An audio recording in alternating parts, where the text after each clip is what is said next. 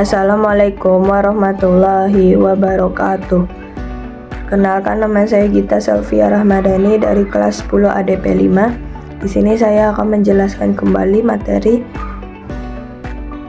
materi mapel ekobisnis yang judulnya Perilaku Produsen dalam Kegiatan Ekonomi.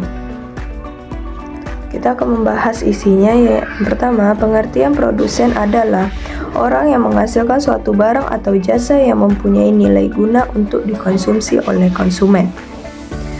Pengertian produksi adalah suatu kegiatan yang dikerjakan untuk menambah nilai guna suatu benda atau menciptakan benda baru sehingga lebih bermanfaat untuk memenuhi kebutuhan.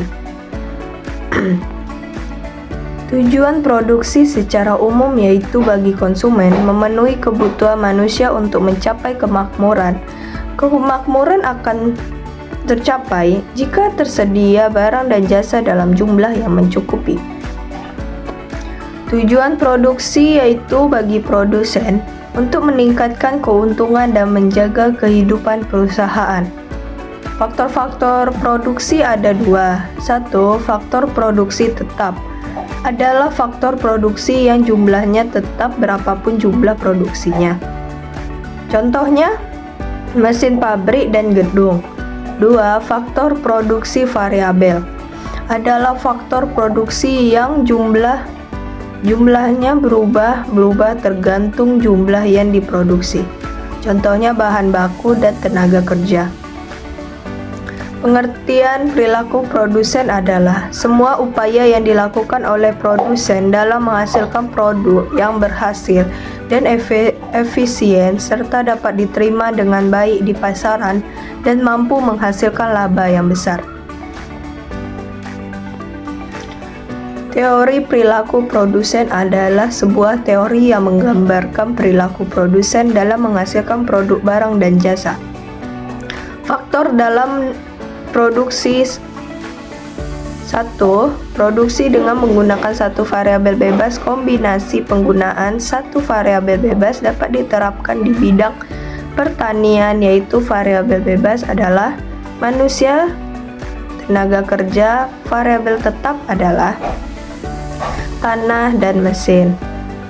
Dengan adanya suatu variabel bebas dalam proses produksi, maka seorang produsen hanya dapat mengubah atau menambah jumlah tenaga kerja saja saat mengharapkan hasil produksi yang besar. Lalu, produksi dengan menggunakan dua variabel bebas. Produksi dengan menggunakan dua variabel bebas ini berasumsi bahwa pada jangka waktu yang relatif lama, semua faktor produksi akan berubah menjadi faktor produksi variabel. Contohnya yaitu dalam suatu perusahaan manufaktur terdapat dua faktor produksi bebas yang telah bertenaga kerja dan bermodel-model dalam perusahaan manufaktur ini seperti mesin. Lalu, circular flow diagram.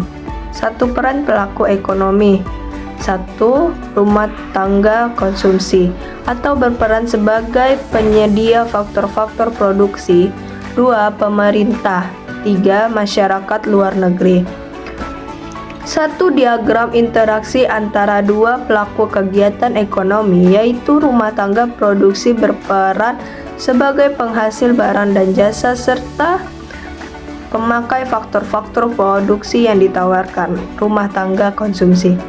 Lalu, rumah tangga produksi akan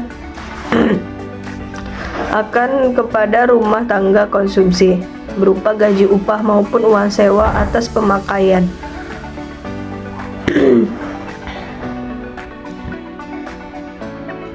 Terus, rumah tangga konsumsi memberi balas jasa berupa pajak kepada pemerintah sebagai balas jasa atas penggunaan sarana dan prasarana yang telah disediakan.